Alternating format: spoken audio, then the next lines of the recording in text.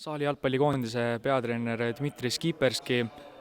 Eesti sai siin Balti turniiril nüüd kolmanda koha, võime öelda küll taaskord kolmanda koha, aga seekord ju loomulikult suur erinevus.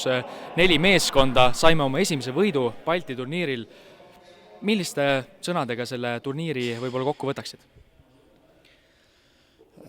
No saime 3 väga head mängu. Mängisime, jah, miinimum eesmärki me täitsime, võitsime Leedut, nagu me tahtsime ja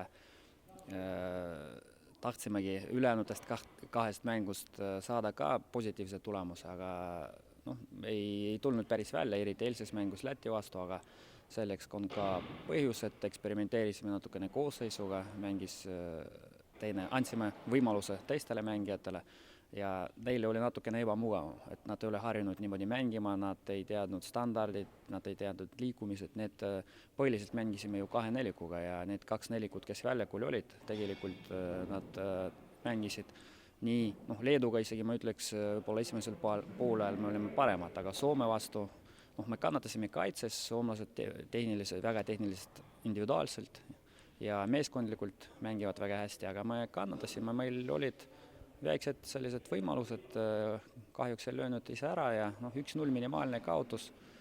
Head meelt jällegi teeb, et korraliku mängu tegime. Et kõik võitlesid lõpuni, läbivaimust või läbikukkumist ei toimunud nagu eile mängus. Ma juba rääkisin, et teine mäng on alati raskem ja seda enam, et me panime natukene teise koosseisu.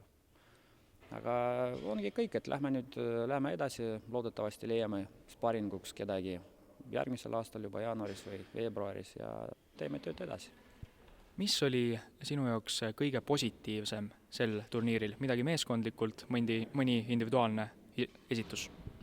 Positiivne oli see, et me näitasime head mängu.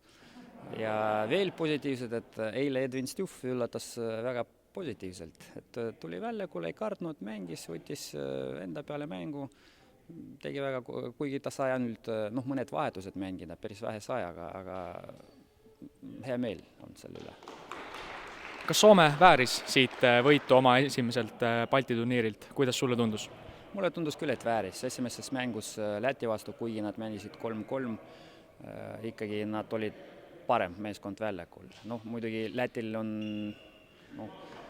esinelik on põhinelik ja teine seal ja teised mehed tavaliselt on varumehed. Et Läti pooliku koosseisuga nagu siia tuli, kuna neil on ka vigastatud nagu meilgi vigastusi ja siis selles mängus nad mängisid natukene paremini kui Läti, teises mängus nad võtsid Leedut ja praegu mängisid ju ka väga hästi, et ma arvan, et nad väärivad küll võitu siin.